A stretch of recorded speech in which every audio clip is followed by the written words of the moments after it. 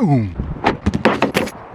What is up? It's your boy Aing here, bringing to you guys a brand new freaking video, man. So look, listen, today we got a fun one. Today we got an exciting one. Today we got a banger. Today we got a 500-mile update on these General Grabber ATXs. Now, a lot of people are interested, so 500 miles in, I want to give you guys my first impressions, my thoughts, and if I would recommend them to you. Alrighty, so of course it is super windy. There's a million planes flying over me. We are in an airport parking lot, but ever since I got these tires, a lot more people are asking me, what do you think about these tires? So let's talk about them. But of course, before we get into number one, a like, a comment, and a subscription would be much appreciated. Thank you very much. So number one, let's get into the first thing you realize when you put these bad boys on, and that's the ride. So as soon as I put these on, you immediately realize the ride is way different. First, I'm coming from 245s.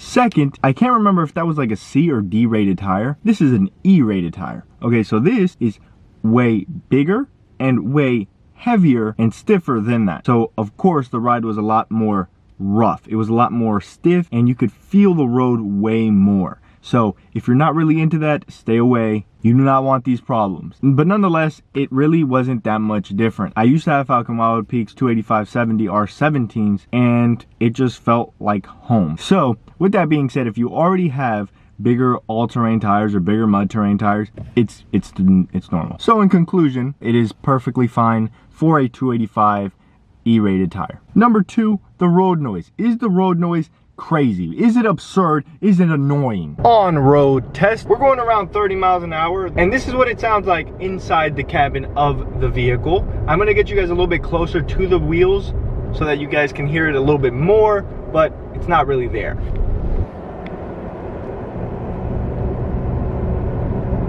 It's that initial hit that gets you. You ride into this shop, you give them your truck, and it sounds silent, okay? The exhaust isn't loud, first off. Tacoma's tires from factory are pretty quiet. They give it back to you with bigger, louder tires. Yes, there is road noise. I'm numb to it now. But of course, the first time you get into the truck, or the first time anyone else gets into your truck, they're gonna be like, hey bro, do you hear that noise? Then you have to explain to them that beauty comes with the cost. But now having it 500 miles, I don't feel it anymore. Like, I just drive, it's kind of gone. And then you got miles per gallon. Miles per gallon is one of the things that a lot of people want to know. So I am struggling to understand what that is anymore. When I first got this truck, okay, I was obsessed, okay, obsessed with the fact that I was getting 29 miles to the gallon, 30 miles to the gallon, freaking out. Now my truck is reading 14 to 17 at most. For the people that are commenting right now, that's not an accurate representation. Later on, we will do an accurate test, but for now, it is significant enough to notice. Buddy, we dropped from like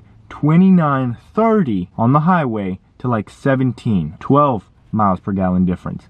That is a significant jump. The truck is either really out of loop, which may be. I 100% know that this is swallowing gas a lot more, but even then, it still feels really, really good. But sometimes when you see the 14 miles per gallon, you're like, am I in a Tacoma or is this a Tundra? Performance is a very big one, and for my driving, I said this a million times before I did it, and I'm gonna say it a million times again. I could have been fine with a 3-wheeled Toyota Prius. I don't know what to tell you at this point. I am gonna be driving this a lot more off-road later in the year, so if you're interested in that, you definitely can stay tuned to the channel. As of right now, gravel roads performed well, snow performed well, rain performed well, but on stock 245s, it did the same. As far as a daily driver, if you're a street princess like me, hello Mall Crawler Association, then yeah, by all means, these are great, bro. I promise you, any speed bump, any McDonald's drive-through curb that tries to flex on you, you'll run it right over, I promise. Alrighty, and the final question that I know a lot of you guys are gonna be wondering, would I recommend them to you?